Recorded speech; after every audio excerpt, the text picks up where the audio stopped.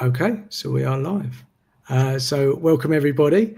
For those of you joining us live, thank you very much. And those who are listening on replay, I hope you get a lot out of this conversation. So this is Lakhmi. Lakhmi, I never really introduce my guests. I prefer for them to introduce themselves because they do a much better job than I will ever do. So just introduce yourself. Who are you? What do you do? And we'll go from there. Not a problem. Firstly, thank you so much for having me on my first ever LinkedIn Live, actually. So okay. This is it's a bit new to me. I'm not. I've been on lives before, but just not a LinkedIn one, and I do free live meditations on my Instagram anyway. So, Okay. I am known as the 1 Minute Healer. So my name is Lakhmi Bhambra, and I specialise in workplace wellness and helping busy professionals and companies all over the world to bring in something that is going to actually help their employees and their staff. I think workplace well-being and mental health has come such a long way, but it still has a long way to go. So I'm really passionate about bringing something that's quite unique into the workplace for wellness, and it's all to do with mindset and holistic healing through something called intuitive Reiki. And then also, because I have a science background and I used to work in the medical field, training doctors and nurses how to use medical equipment, the science sort of logical part of my brain also has a say in this. So I did a lot of work. I was very skeptical. I have to say this to people, skeptics out there who are listening in on this and thinking, oh, what is this healing malarkey all about? Trust me, I was there 10 years ago, right there with you.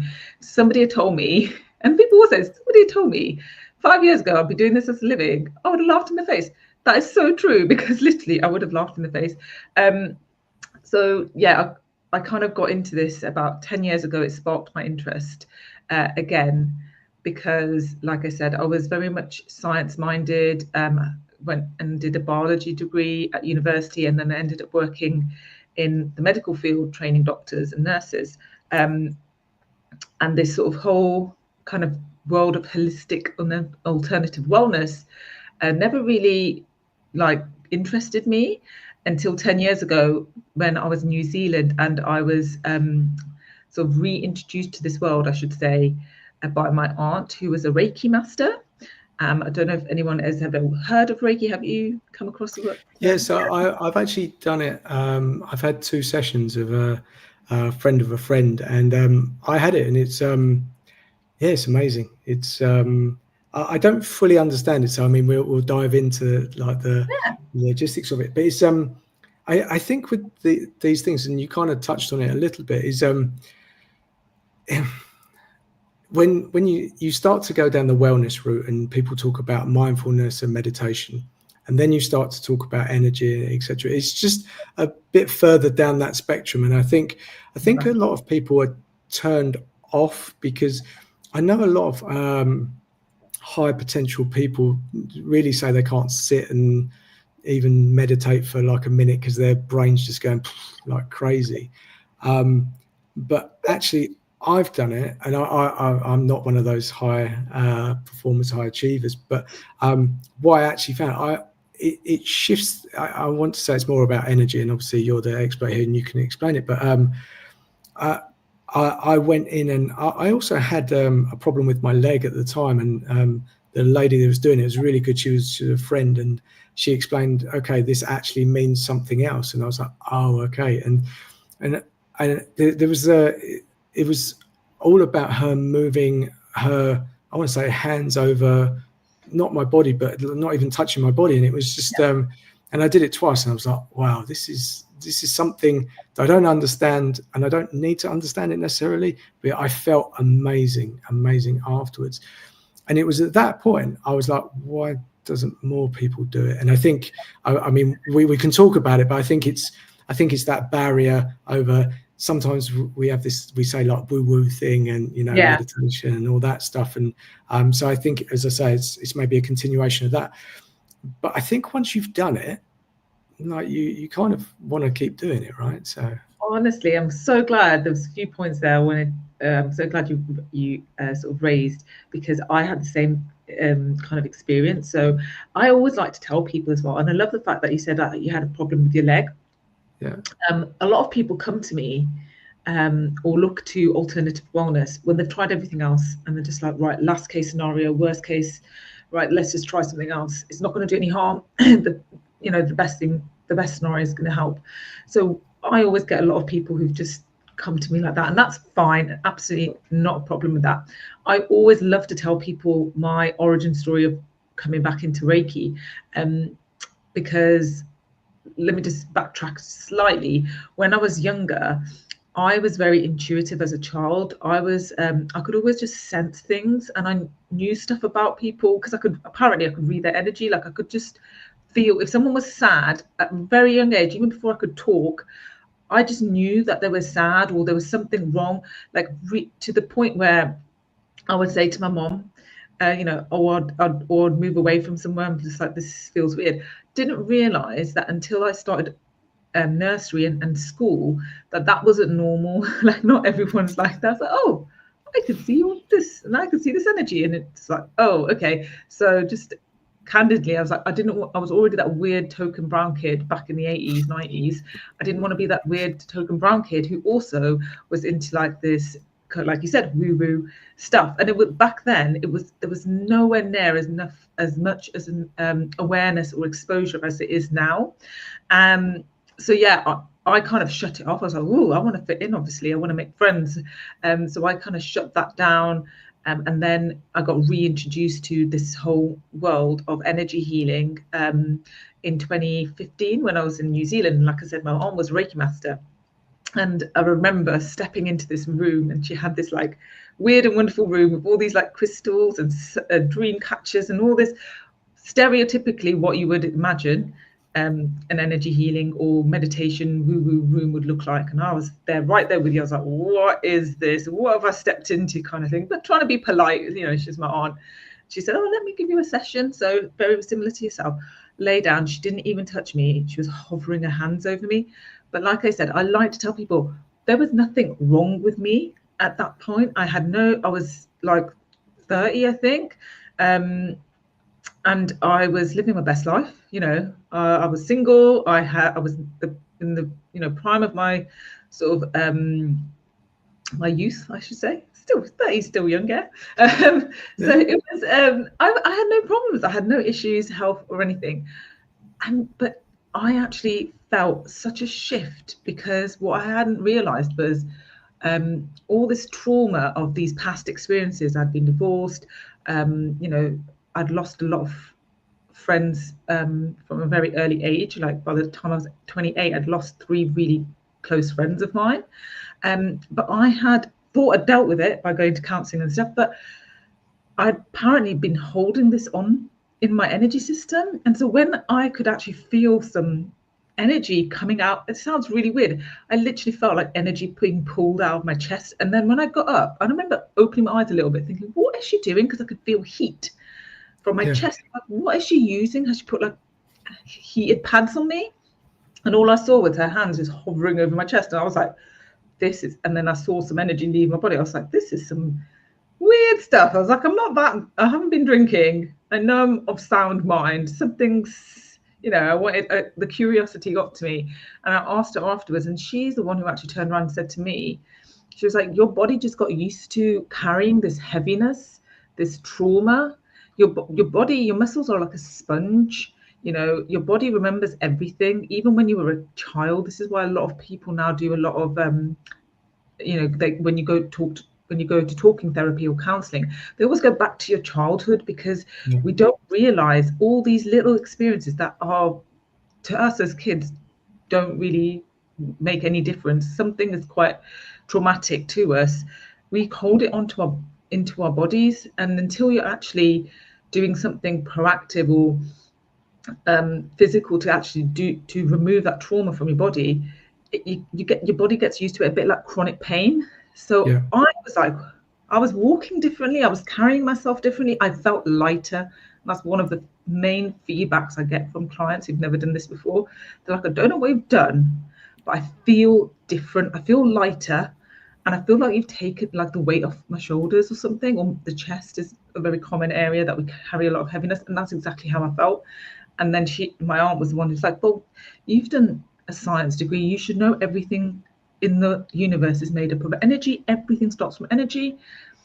And then when, you know, I got into it a bit from the science point of view, I was like, of course it is, because what is everything made up of? Atoms. Atoms are the building blocks of everything in our universe. And what is an atom made up of? It's made up of protons, neutrons, and electrons. And 99% of the atom is energy, like frequency, space, you know, and everything has a vibration, everything has a frequency. And then I was like, wow, mind blown, rabbit hole, went back and just started studying it, came back to England. And I actually went on a mission to disprove it. I was like, maybe it was just like that placebo effect or the holiday honeymoon effect, you know. And it was my aunt, probably I didn't want to offend her. All of these narratives started, because the logical science part of me was like, right, there must be a reason for this. And there is a reason for it, and it is because everything is energy. So yeah, just without going into too much of a in-depth science lecture on this live, you know, when I did more research on it, I was very much like you. I was like, how are more people not knowing about this? Because there's been so much research into things like Reiki, meditation, visualization.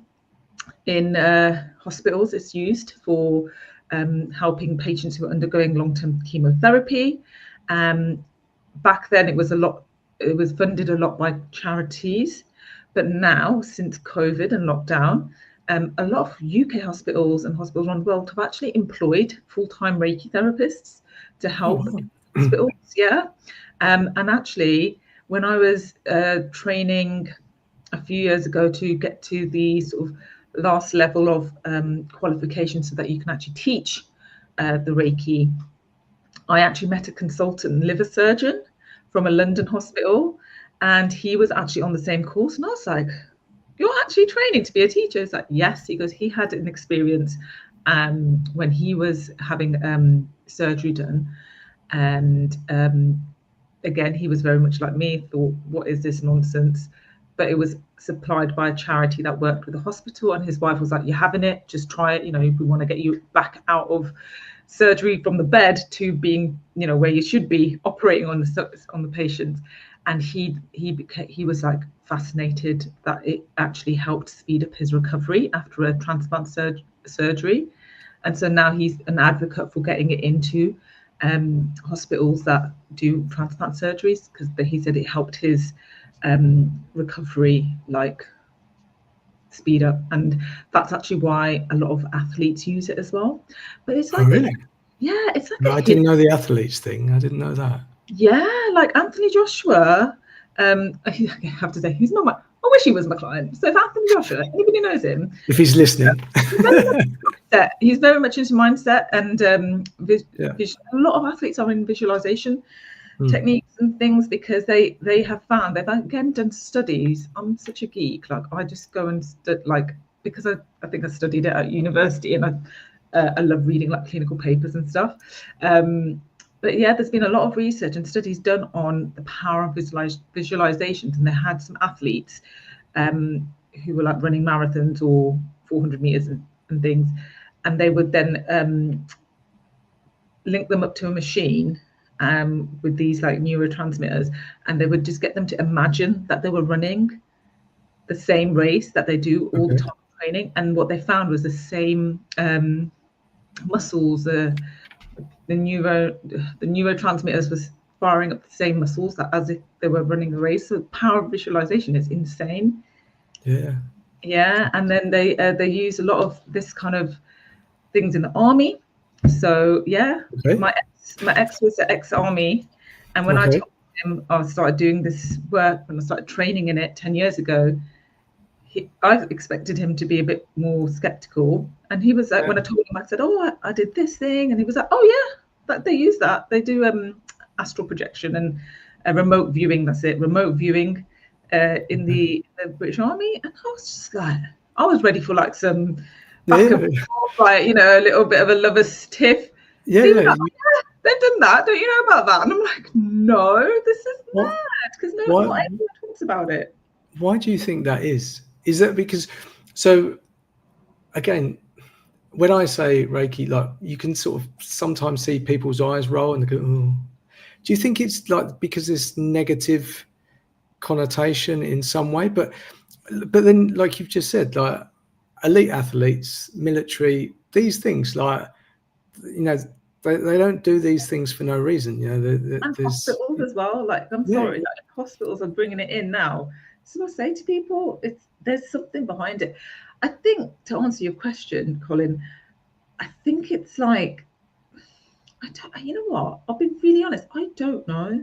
This is why I'm on a mission to like bring it to mainstream workplaces, because yeah, I'm like, you guys are missing a trick here.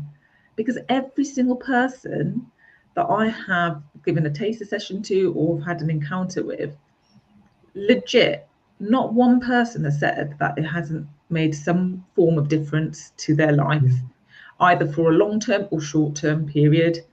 yeah, And so there's not been any, even the people who've said, oh, it didn't work for me, I didn't feel anything. After a bit of further probing, the feedback, oh, but I slept really well that night. Oh, do you sleep well every night? No, I haven't slept. I'm a really bad sleeper.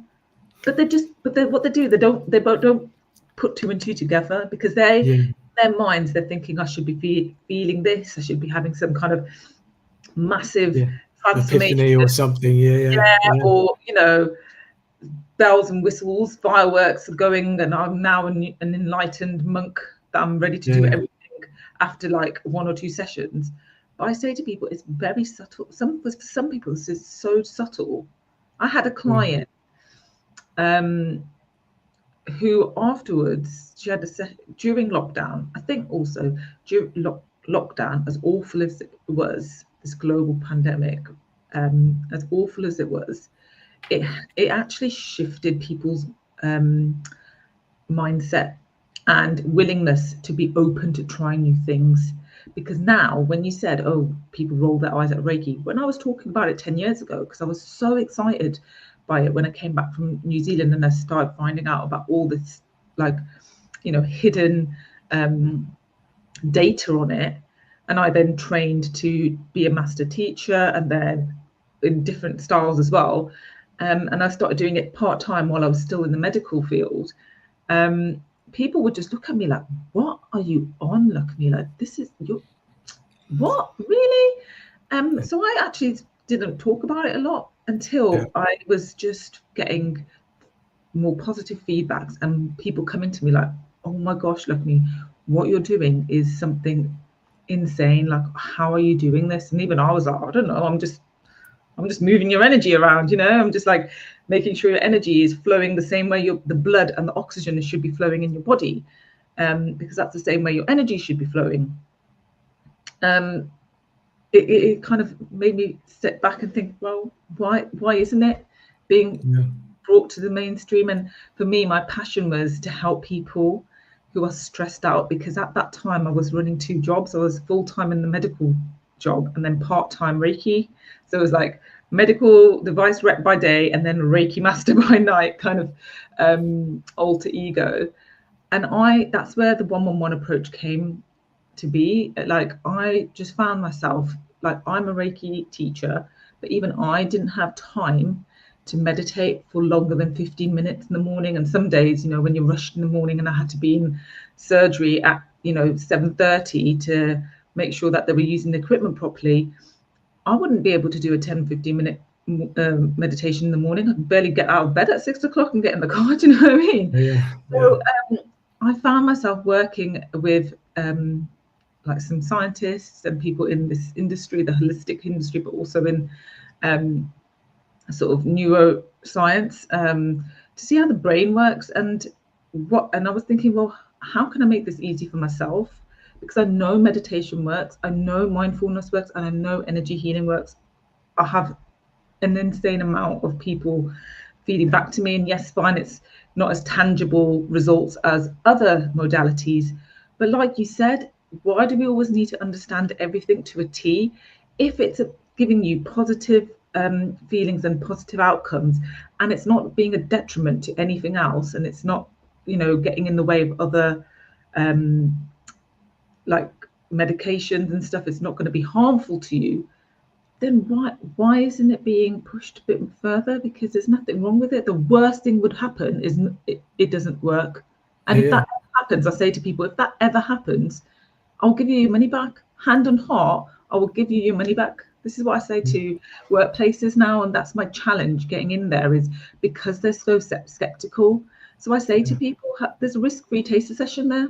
Book me for an hour. Try it with your team. We do an anonymous feedback, so nobody puts their name on it, and I'm the only one who sees it, and you don't even have your name on it. And then I collate those results and send it to the manager or the wellbeing lead or whoever's organised that session. And I say to people, if there is not one person that had a shift in their mindset, and we do like a numerical scale of how they were feeling, how stressed they were before the session and how stressed they were afterwards, as if no one has moved up, on that scale, then I will give you your money back, because it obviously then hasn't worked. Have I had anyone ask for their money back yet? No, because it works. Yeah, that's honestly, there's so much you've said that I kind of want to dive into. The first part is actually something you said really early on about you had this intuition and it was switched off, and I think so many of us have intuition and have these things, but to fit in or not to stand out, we turn it off, and that's really, I find that really sad, because I think we would all be in different jobs, or we would be doing different things if we actually connected with those things, or make different choices in our lives if we actually connected a bit more to that. And I think it's something that I didn't realize that I have it in. I'm sure I have it more than I realize, but it's just sometimes you have that voice, sometimes you have a feeling, but I think society tells us to sort of turn those things off because we are different and we want to fit in.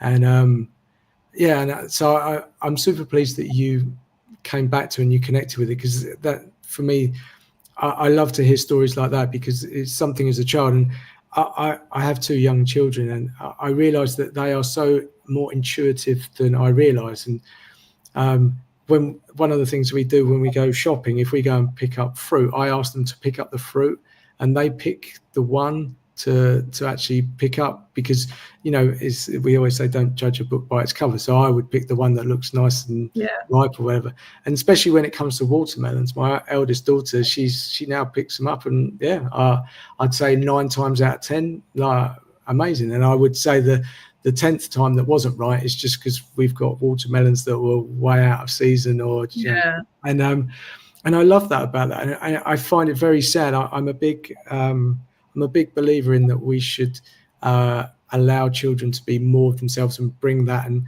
that we don't do it necessarily. It's not our incentive to turn it off, but we want our kids to fit in and feel that they're part of the community. And oftentimes things that make us different, actually, we sort of say, oh, don't do that. So it's a bit of a side issue, but I think it's something, if I could change for the kids, I think I would love to see them more allowed to be more of themselves, even bring it through school and at home, and just feel more comfortable to be more of themselves. I think the way to do that, and I love that you said that as well, and I'm right there with you. I don't have kids myself, but I have a lot of nieces and nephews, and my little godson now, that I've been very much involved with, and my sister and my brother-in-law, how they are sort of feeding his imagination, just little things like he's going to be 3 in a couple of months, but if he's playing with a toy and he's pretending it's like something else, like if he was playing with his garbage trucks now. It's a garbage truck. It's a flying garbage truck. It has wings and stuff. Instead of saying, oh, garbage trucks don't fly, it's like, yeah, go for it. Why not? We didn't think we'd have cars that self-drove, but like, look, Tesla, self-driving cars. And it's like just encouraging that, but also not just for kids, for us as adults. Like, if you was playing with a toy and he's pretending it's like something else, like if he was playing with his garbage trucks now, it's a flying garbage truck. It's a flying garbage truck. It has wings and stuff. Instead of saying, oh, garbage trucks don't fly, it's like, yeah, go for it. Why not? We didn't think we'd have cars that self-drove, but like, look, Tesla, self-driving cars. And it's like just encouraging that, but also if we just start doing more things that bring us a little bit more joy and tapping into that sort of, I like to call it weirdness, because I was weird. I'm weird. I'm a little bit weird, but like, it's actually good. Like, I'm not like creepy weird. It's just like I like colouring in. Now they do the mindfulness colouring books that were all the rage.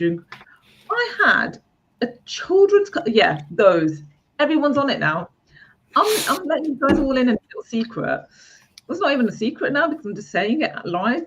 Ever since I can remember, I think from the age of 15, I always had a colouring book. It was a kids' colouring book because back then they didn't have things like that, adult colouring books. I used to work in the early learning centre as a part-time job. And my favourite thing would be I used to buy some of the colouring books and a set of marker pens, and I would just colour as just like a de-stress, or not even, I didn't even know it was de-stressing then. I just enjoyed it. And I remember when I first started my first job in medical sales, after we had a month's worth of training to learn all the operations and operate on sedated pigs and learn how to put the meshes in so that we can just talk it through to the doctors. They took us out on the last night, and I remember my soon-to-be manager was saying, "Oh, let's share something that no one, something a bit like strange about you that no one knows, or something that's not everyone knows about you." And mine was like, I colour, and everyone was like, they didn't know what to say. They were like, wanted to laugh, but they were just like, "Are you serious?" I'm like, "Yeah, I like colouring in. Like, I have a kids' colouring book." And then I could hear, like, it was very weird. And I was always known as like Lakhmi, the colouring lady, or something like that. I can't remember what they used to call me. But it was a running joke. They used to always give me a felt tip pen. "Oh, have it for your collection now every year as a Christmas, like a Secret Santa thing." And but now, who has the last laugh? Because now look, everyone's got these adult colouring books. I was on it from 15, the same. But that's just because it just brought me some imagination and joy. And I hate drawing and stuff, but like, give me colouring, I could do it all day. But just tapping into that as an adult, just do something, especially if you've got kids, do it with them, or do it first so that they can then say, "Oh, actually, I can tap into that creativity." And we all have intuition. We all have it. It's called our gut. Some people call it gut intuition. Some people call it our sixth sense. Some people call it, your psyche power, whatever. It's the same thing. It's just that innate kind of knowing. And our ancestors had it. The cavemen had it. It's that response, the response that keeps us safe. But it's again, it's adapted itself. But now it's like it's almost getting lost, but we have to just keep tapping into it. Honestly, you keep saying so much, and there's so many little threads I want to pull on. It's amazing. There's so many areas you could go. We haven't even started talking about why workplaces need. Exactly. It's gone off on a tangent. But that's fine. I think that's the whole purpose, is to have good conversations and talk about these things, because I think there's so many parents out there that are trying to be amazing parents and do loads of things with their kids. But I actually found it the other way around. My kids allow me to. It's an excuse to be a child again. And I in my head, I already still think that I'm a child. And the best thing I do is I skip with the kids. And it's like, just skipping is just a fun thing to do. Not skipping with a rope, just skipping along the road, because you go quicker. It's just, I fail to see when I've ever skipped along the road and not had a smile on my face, because I feel a bit silly. I feel good. My body's moving. And this is, something, and I'm with my girls. What a great moment. What more could I want? I know you're going to get strange looks from people. They're either going to understand because they've got kids. They're not going to understand because they don't like children, or that it's not their thing, or they just don't care. And just honestly, it's the best moment to skip and just have a great time. That has also then reminded me about moving your body. And it comes back to one of the points I wanted to say earlier. So something I for a while, I've done meditation. So let's say about 10 years in some sort of form, regular, sometimes not, different types, etc. And I thought everything was about my mind.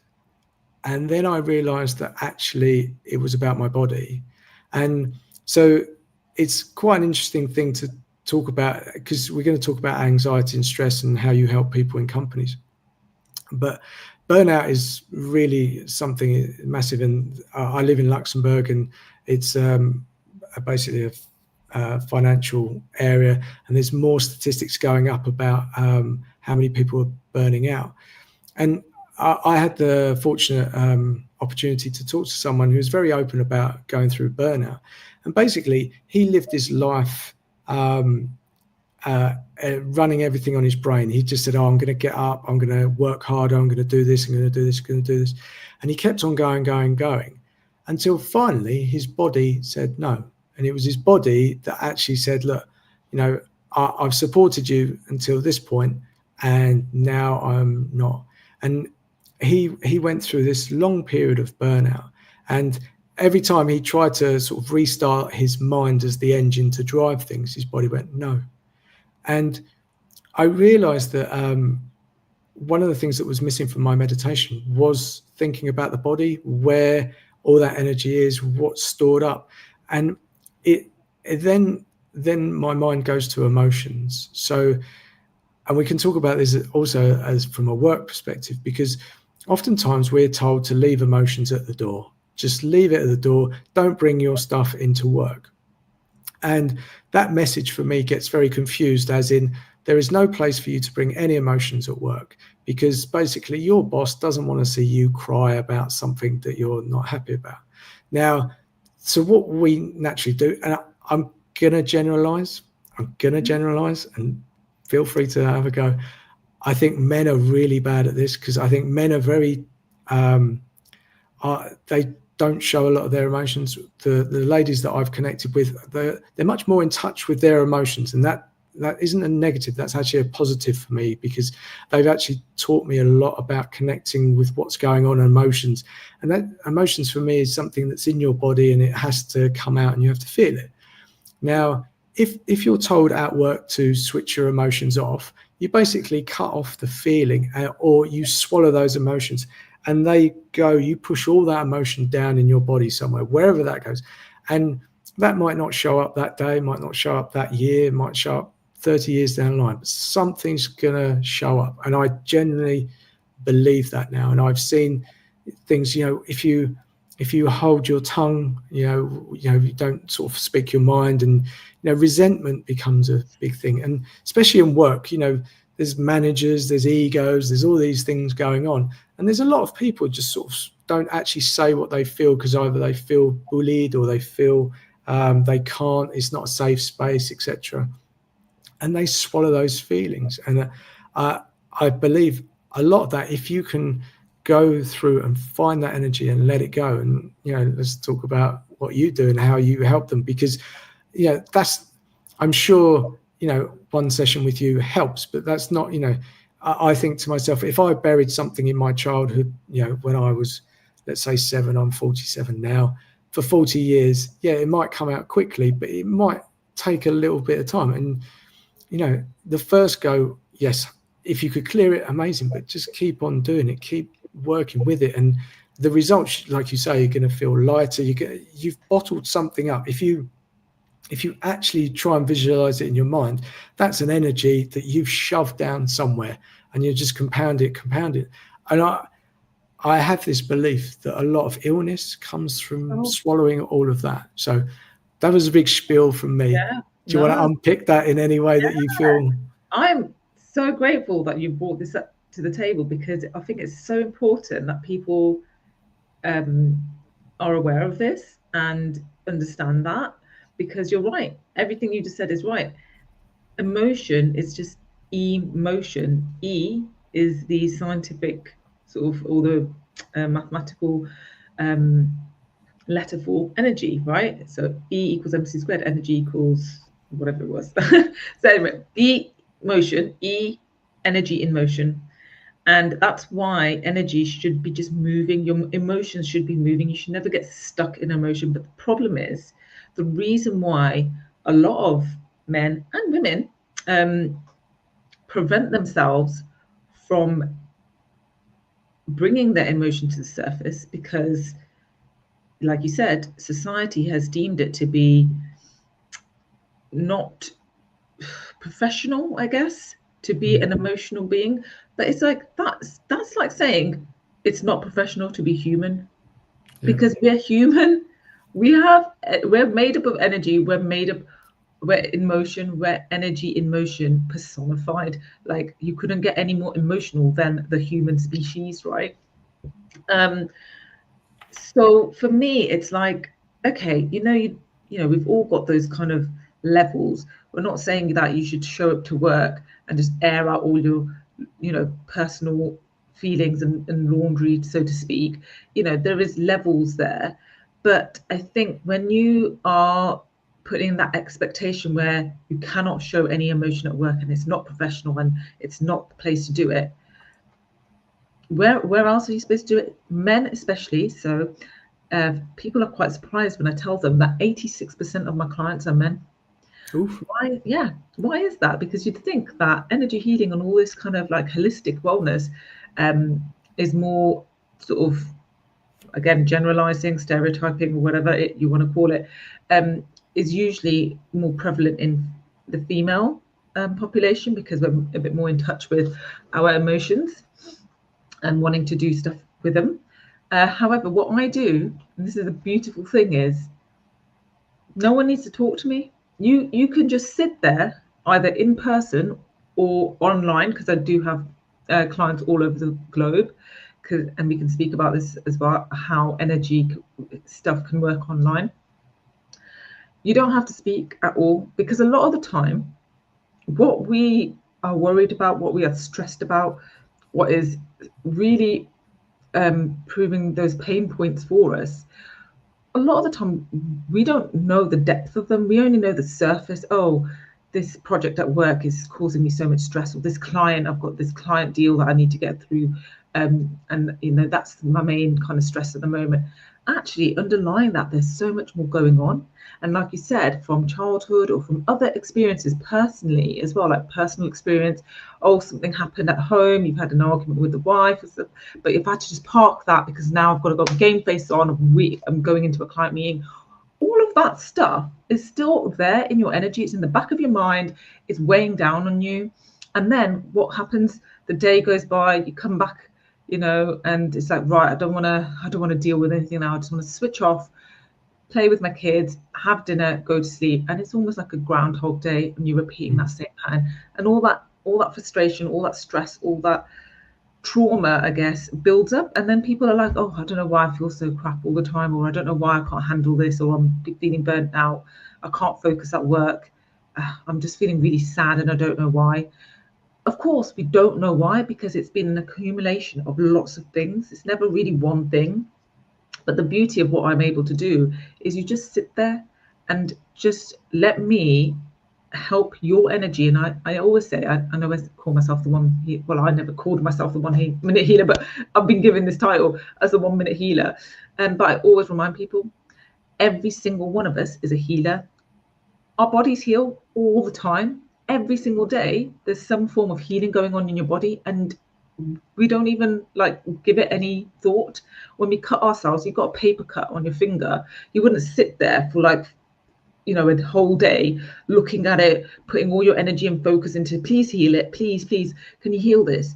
No, your body knows what to do, because guess what? It's a healing machine. It heals itself.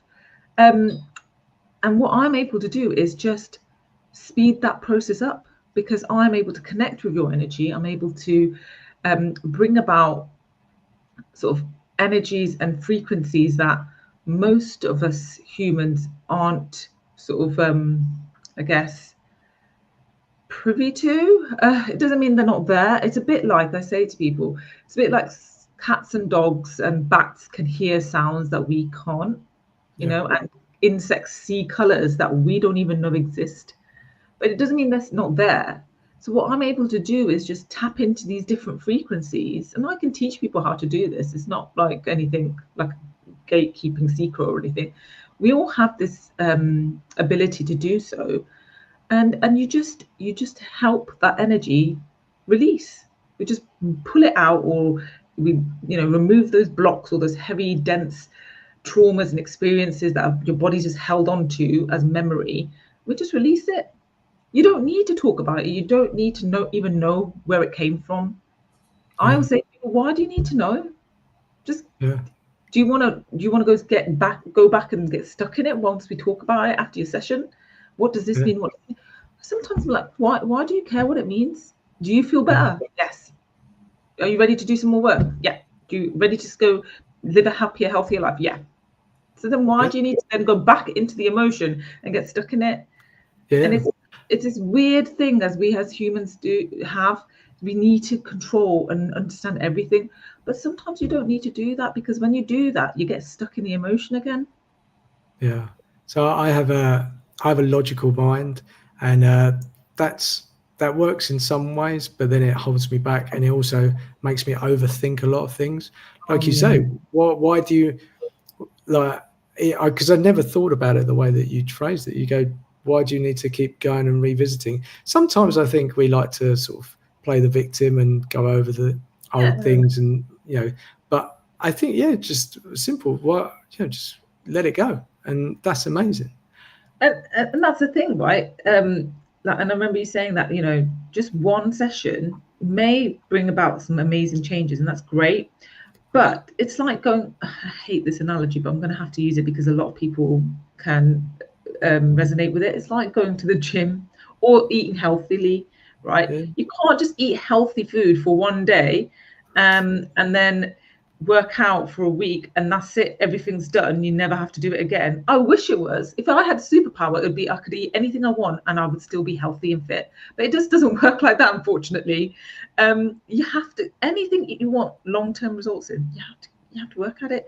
And the beauty of the energy healing is, and what I do with the Reiki, intuitive Reiki, I should say, because the Reiki that I do is actually a mix of 7 different styles of Reiki and energy healing modality, which is why I'm able to get the results in such a short period of time, because traditional Reiki treatments are, how long was your treatment? Do you remember? It was about 45 minutes to an hour? Yeah, I think it was 40 minutes. And then I want to say I fell asleep at the end or something, or during, but honestly, it felt like 10 seconds. Like it was like, it's the best way I could describe it for anyone that worries about it. It felt like going to the spa and treating yourself. Like, and even for men, that might feel a bit strange, but honestly, it like just the whole mood, everything, the shifting of energy, how you feel. Like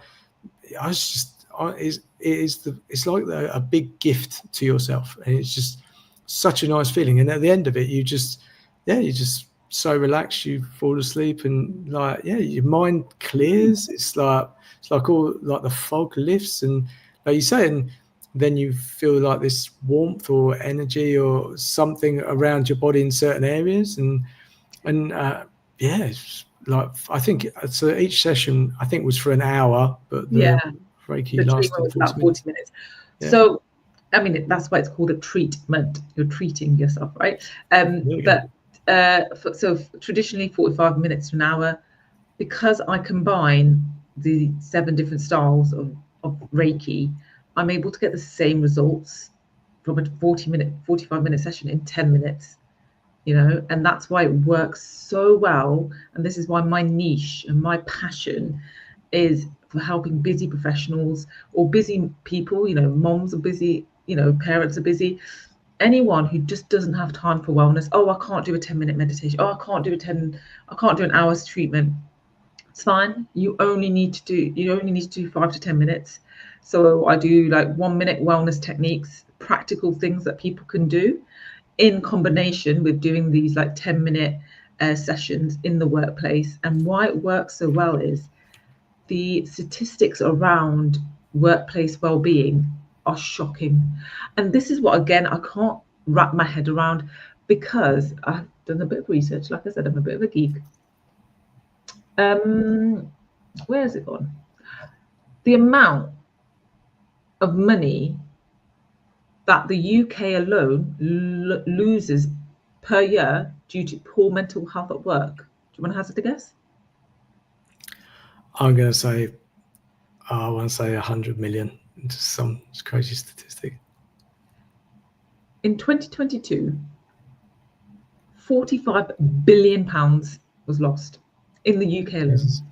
Is that people not turning up at work or being off sick or going to hospitals? Yeah, absentees, mental health, poor mental health, loss of productivity, stress-related depression, anxiety, and that all led to working days lost. There was, I think, 17.1 million working days lost due to stress, depression, and anxiety in 2022 to 2023. And that attributed to £45 billion worth of business loss. And that, when you look at that number, and if you had put that as in a sales report, oh, by the way, guys, our company is losing, or our country is losing £45 billion. It's just like money down the toilet. But that's okay. Is that okay? That's not okay. If there was attributed to any other aspect of your business, if your sales were down that much, if your if your electricity bill was down, had risen that, if you were losing that much from not insulating your workplace or your office, you would click on it like that. Right, let's get this done. This is ridiculous. We're losing this amount of money. But what really pains me is that these are your people. This is not some product or your building. These are people that are working in your business, in your company. This is what keeps your business a business. Without them, you would not have a business. And even as you as a business owner, or if you're not looking after yourself, what are you going to do? You could have all the money in the world, but if you are not able to function, if you are stressed out, if you are not enjoying life, what is the point in being alive if you're not enjoying even a little part of it? I'm not saying that everyone has to enjoy every minute of their life. That's not normal, And just going back when you were talking about that build up, I keep imagining, I don't know if you've watched The Simpsons, that Ned Flanders, and there's that one episode where Ned Flanders is always so positive.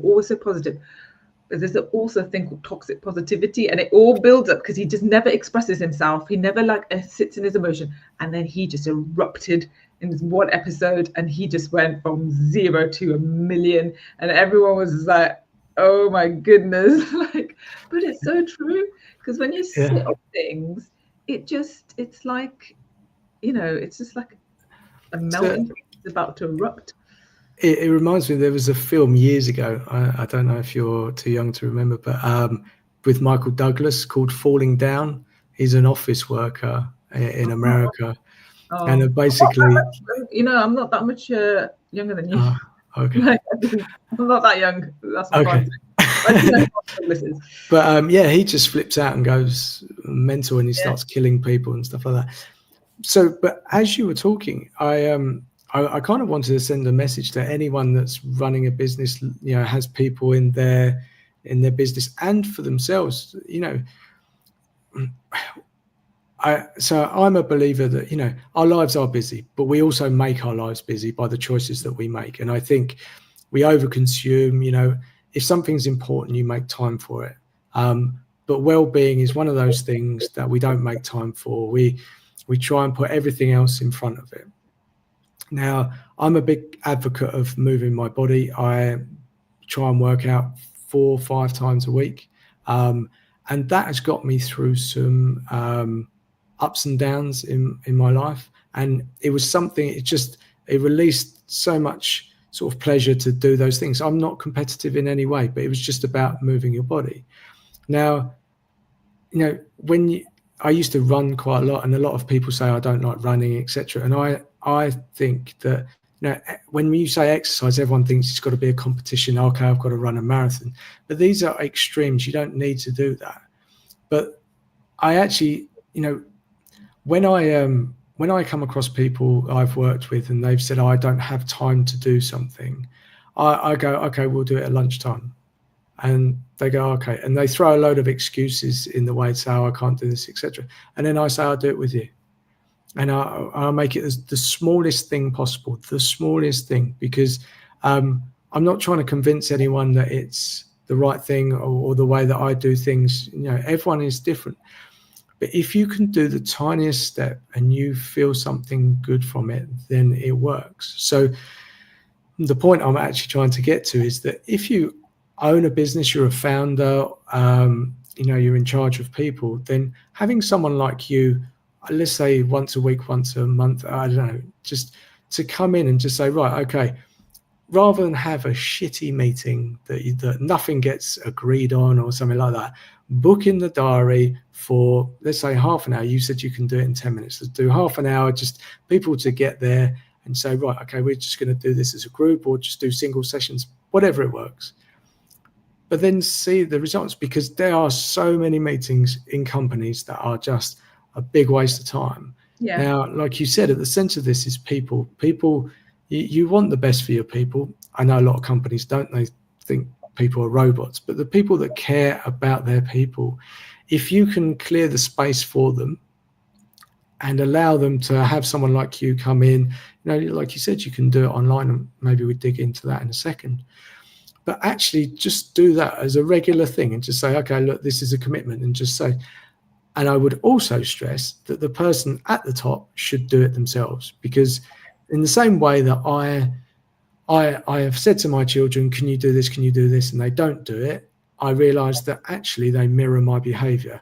And when I do something, they look at it in the same way as exercise. If I say I'll go and run outside, they don't do it. But if I do exercise, they'll come and, you know, do burpees with me or whatever.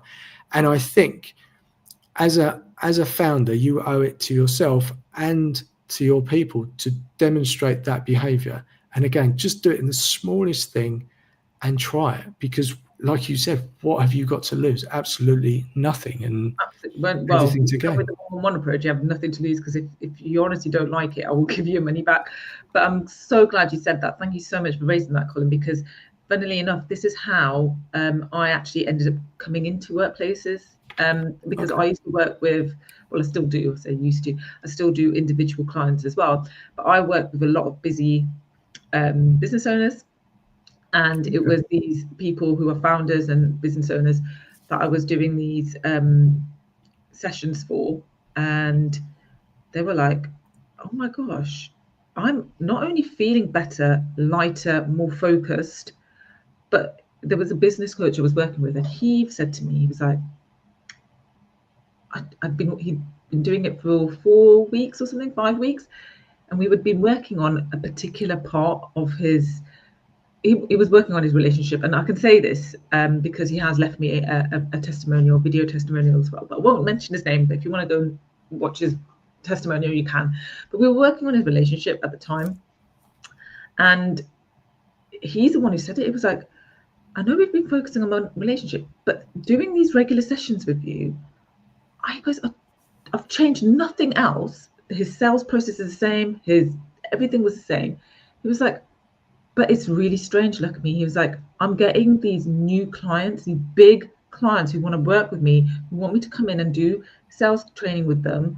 And he was like, they're just falling into my lap. How is this possible? And I was like, it's because you've been working on your energy, and now your energy, your vibration or your frequency is leveled up. And now you know how to say, you attract your friends, and you're friends with your people who are on the same wavelength, right? Because you choose, you can't choose family, but you choose friends. And then sometimes you outgrow your friends because you move in a different direction. It's no fault of anyone's. It's just because your energy doesn't match their energy. That your frequency does not match their frequency. It's about like tuning into a radio station. Some channels are fuzzy, some channels are clear, depending on where you are. So if you are working in a different sector now, because you've started doing some mindset stuff or self-development stuff, people who are not in that mindset are just not going to get it, and that's fine. You don't have to like match their energy. You need to just be with people who are going to make you feel good. And that's what happened, because he was raising his frequency and his energy, and he was just like, people are just like talking to me more. These clients have come. He went after one session. I always say to people, try and relax afterwards. It's like you said, it's like having a nice relaxing massage. But some people are different. I've had clients where they've cleared their day out because they know it's going to like make them feel a little bit like, oh, I feel like a bit relaxed. And then after they've had some water and after an hour, then they have that energy boost. But I've had clients straight afterwards. They're like, oh my gosh, I feel like I'm going to get everything done. And they have. They've like had the most productive day. And this is what happens in the workplace. We do 10-minute, so I don't do a full 30-minute session.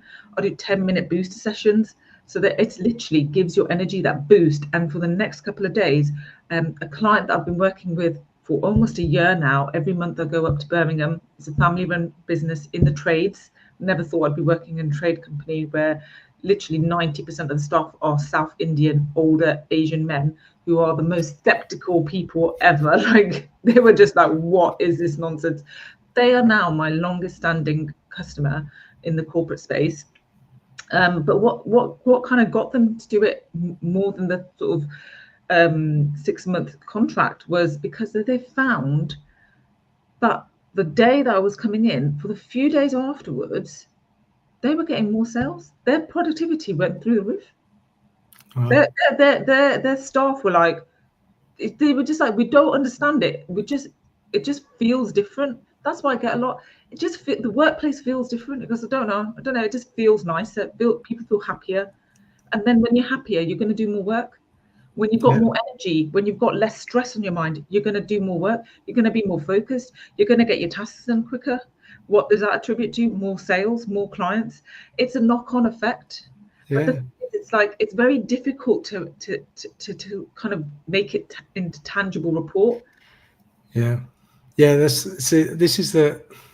So with a lot of well-being, so I'm a big advocate of well-being in work. You know, if people want to go, I'm just going to say for a run. I don't know why I keep defaulting to going for a run, but it's such an intangible thing. It doesn't exist on a spreadsheet. So what I loved about your approach is that you have a questionnaire before and after, like a session, because people need statistics. They need metrics to actually look at and say, right, okay, yes, I can see a shift.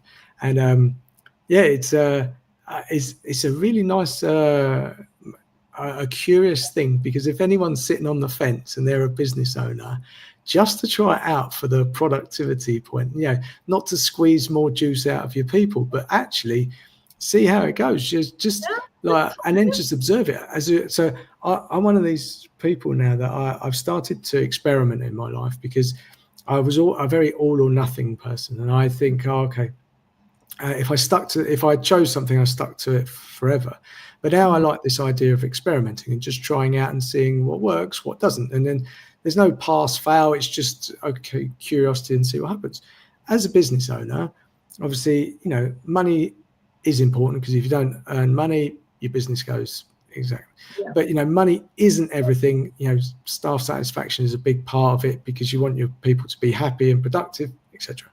But as a curious experiment, try it. I challenge someone to come to you from this conversation and say, right, okay, let's try it for, I don't know, a month, I don't know, and then see what happens. I would be super interested, because most of the time, we are motivated by money, and it's not that actually helps us. But if it's that thing that pushes you over the fence to try it, then okay, fine. I think it'd be an interesting experiment for people. It is, and I'll leave you with this. On that note, is from the 111 approach wellness at work programs.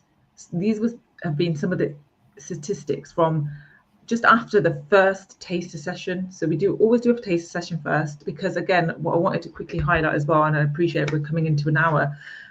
So thank you everyone who's been listening so far. But one of the most key takeaways that I was kind of discussing, and was the facts that I learned when I was an exhibitor at the NEC Health and Wellbeing at Work show earlier this year in March. We had some massive companies there, SMEs, but also very large corporates, and I was doing 3 little 5-minute taster sessions, and literally overnight I was like 5 minutes. And the quickest I've done is 10 minutes. I was like, 5 minutes is not going to be anything. I was thinking, I was putting a little caveat, and it was like a disclaimer. This is not usually a full session. You know, it's a full session is like 10 minutes. So you may or may not feel anything. But think about this. There was about 3,000 people there over the 2 days. I was in this small stand, very busy, lots of talking, lots of noise everywhere, hustle and bustle. Every single person that I did a 5-minute session for over the 2 days, and I was booked back to back. I had like a 10-minute lunch break, if that, on both days. I was fully booked. Every single person was like, oh my gosh, how did you get me to zone out with all of this noise? Yeah. And that was for me, was like, people were just like, I can't believe it. I can't believe you've done that in a space this big with so much noise. You've managed to zen me out, and I feel so much better. And so I got quite a lot of things from that. But one thing that was highlighted massively was all of these wellness initiatives, these employee benefits that companies have in place. Oh, you get, 20% off a gym membership, or you get a HelloFresh box, or you get this and you get that. Brilliant. But guess how many of their employees, on average in the UK, use those benefits when they're on an app or an online system? Less than 20%. 18%, it was a figure from 2024, 18% of the employees will use those benefits. So that's why there's a real drive now for companies, because that's basically, you're spending thousands of pounds on these apps a month, right? Thousands of pounds on these platforms and these benefits. If 18%, I mean, I'm not a mathematician, but you do the maths, right? 18% of that is only being used. So the rest of it is being flushed. So it literally, again, you're throwing money away. Yeah.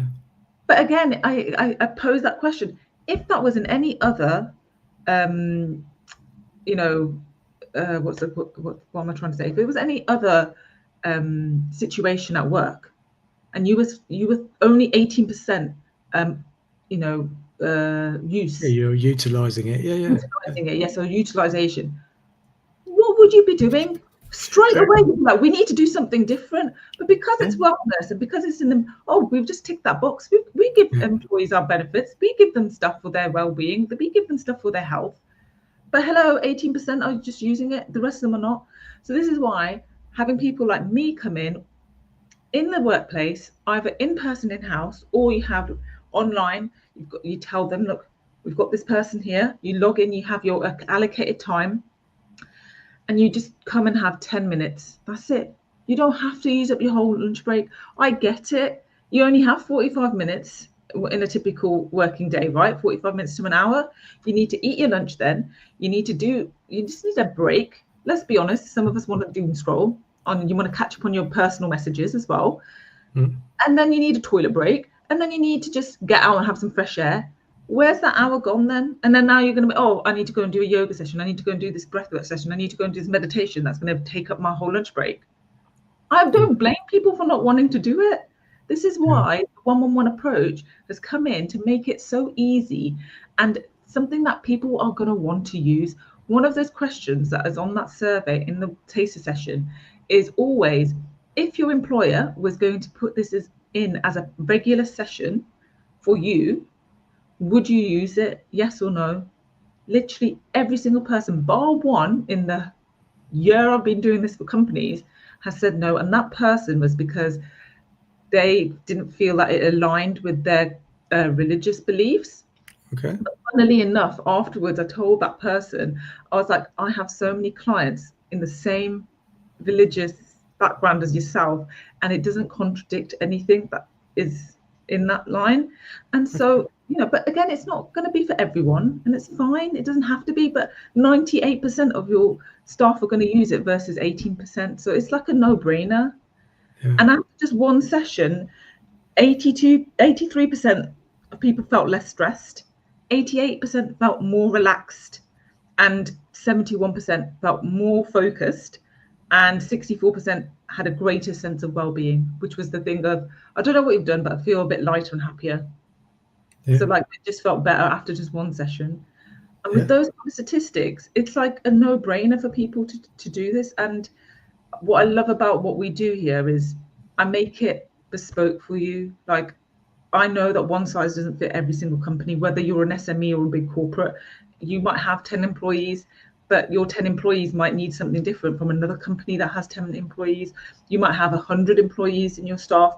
Their needs are going to be very different to another company that has 100. I'm working with Vodafone at the moment in their franchise stores, and we're going to be putting a bespoke wellness program in each store. Never mind like everything else. This is what I do. Like, this is what I love, because there is no point in you doing this with the 111 approach. I would never want anyone to come and do the 111 approach if people aren't going to use it. Point. You're wasting your time and your energy. Forget money. Money comes and goes. You can make money easily. It's your time and your energy you'll never get back. Sorry, I get very passionate about stuff like this. No, it's perfect. I think really that sort of speaks volumes. And again, at the heart of all of this is about people. And just those statistics that you said. So I have this thing where people say, oh, they work 7-8 hours a day, and honestly, they're not productive.